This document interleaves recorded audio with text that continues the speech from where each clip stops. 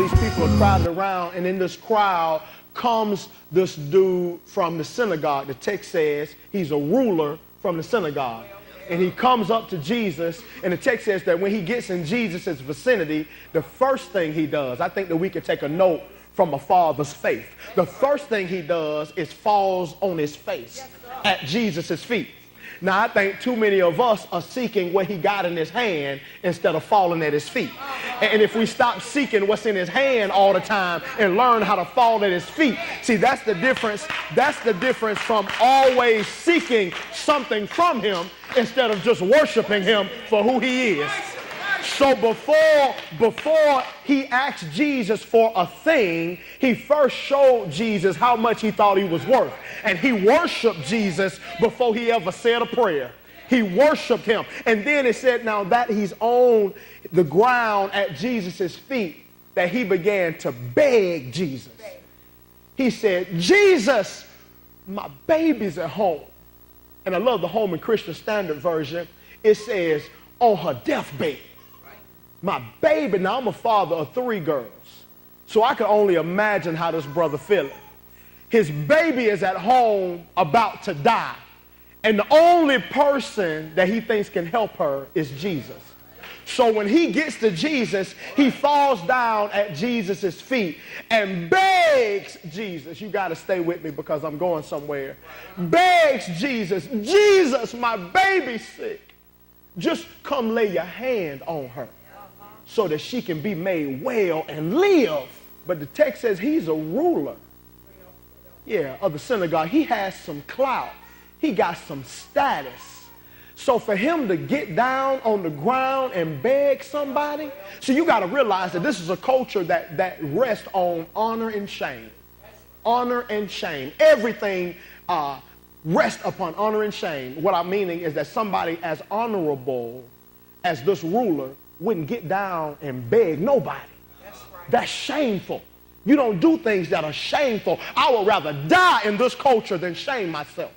So I'm going to keep my head high. My pride is not going to let me get down on my knees and beg anybody. And could I say that many of us are being plagued with that same mentality today?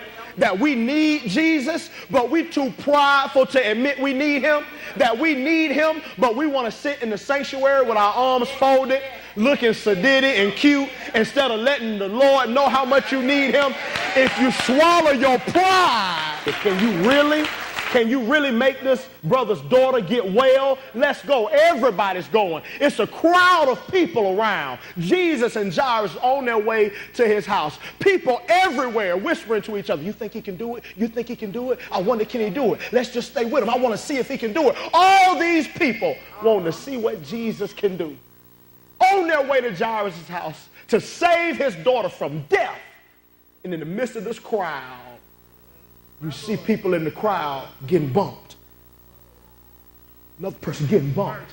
All these people crowding around Jesus and people getting bumped out of the way. People looking around trying to figure out what's going on. And in the middle of the story about Jairus' daughter is another story smack in the middle of another woman bumping her way through the crowd. She presses her way all the way through this crowd and gets close enough to Jesus to reach and grab the hem of his garment.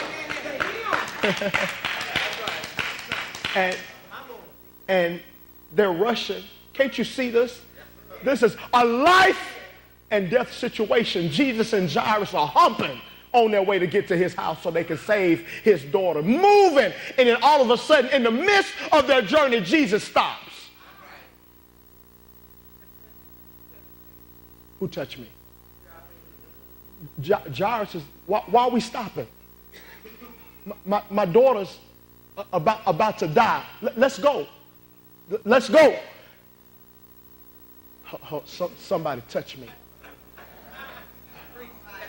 And even the disciples are like, dude, what do you mean somebody touched you? Look at all these people. A bunch of people touched you.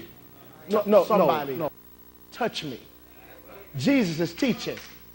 The disciples ain't getting it, and Jairus in a hurry. Jesus, let's go. Let's go. Hold on. Who touched me? Jesus, all these people. We don't know who touched you. Everybody touching you. No, somebody touch me. Yeah, yeah. Somebody touch me. And what does that show? That show that it's a whole lot of people touching Jesus, but ain't nobody touching Jesus. We're there. But this story ain't even about her. Jairus is trying to get his daughter healed. And they've been waiting because this woman has rudely interrupted them. Thank God she got blessed. But let's go. My daughter's sick. And Jesus is saying, daughter, your faith has made you. Jesus, let's go. Your faith has, Jesus, let's go, has made you well. And the text says that while he's still talking, here comes some dudes that they sent from Jairus' house. And they come and they say, could I pause right here in the middle of this scheduled programming?